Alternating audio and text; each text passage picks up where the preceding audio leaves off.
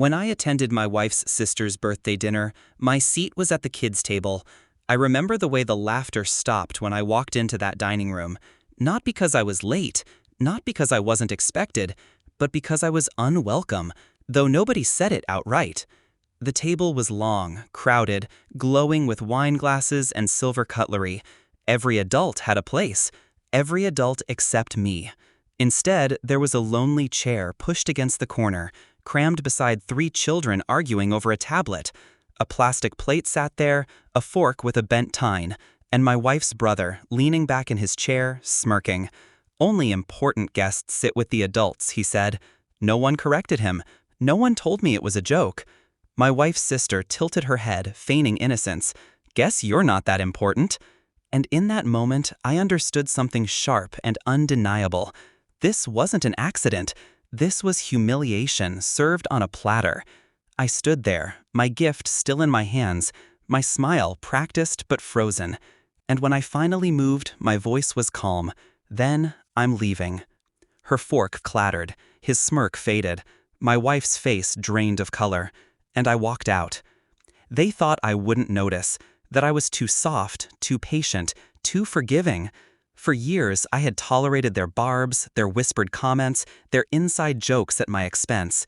I convinced myself it was family banter, that marrying her meant tolerating them. But marriage is supposed to mean partnership. Instead, mine meant silence from her, complicity in their cruelty. I loved her enough to ignore the bruises on my pride. But that night, the mask slipped. I saw her, not as my wife, but as one of them. They didn't just mock me. They made her laugh while they did it. And betrayal, I've learned, rarely comes from strangers. I thought about that dinner for weeks. Not the meal, I never ate it, but the smirk, the shrug, her silence. And then, one night, I found her phone glowing on the nightstand while she slept. A message from her brother lit up the screen. "Told you he'd walk out. You owe me 50. 50. They bet on me. My humiliation was entertainment, a wager." Scrolling through, I found more. A thread of messages. Jokes at my expense. My wife laughing along. Her sister mocking the way I dressed. Her brother calling me the charity case.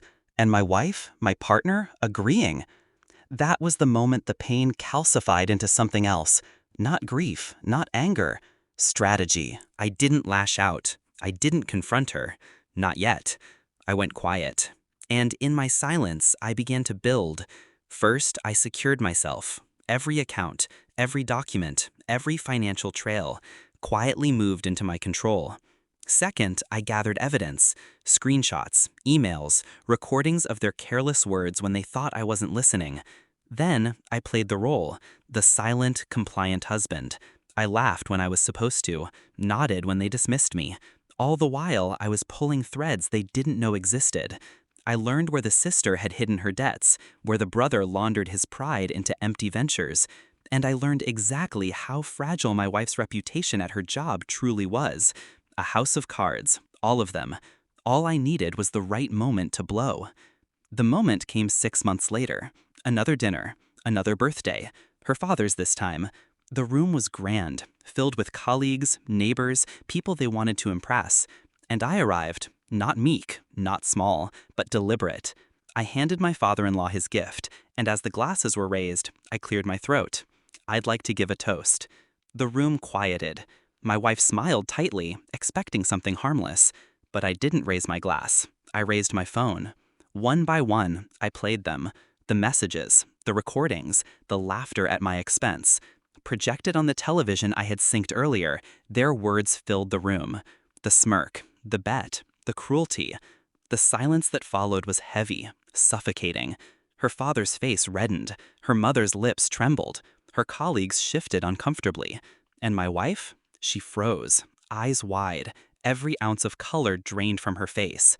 When the recordings ended, I placed the phone on the table. "I was told only important guests sit with the adults," I said. "And it seems I was never important here. Not as a husband, not as family, only as their entertainment." No one spoke. Not her brother, not her sister, not her. I stood, buttoned my jacket, and slid an envelope onto the table. Divorce papers. Signed, finalized. They thought I was a fool, but while they mocked me, I was preparing. Her colleagues whispered, her parents stared. The shame wasn't mine anymore. It belonged to her, to them. And I walked out again, only this time, it wasn't retreat. It was victory. They tried to call, to explain, to cry.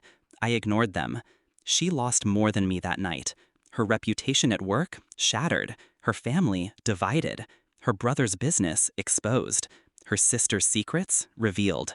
All with evidence I left in the right hands. And me? I found peace in the silence that followed. Because the sweetest revenge isn't rage, it's calm. Calculated, final. They thought I wasn't important, but I was important enough to dismantle every one of them. And I never looked back.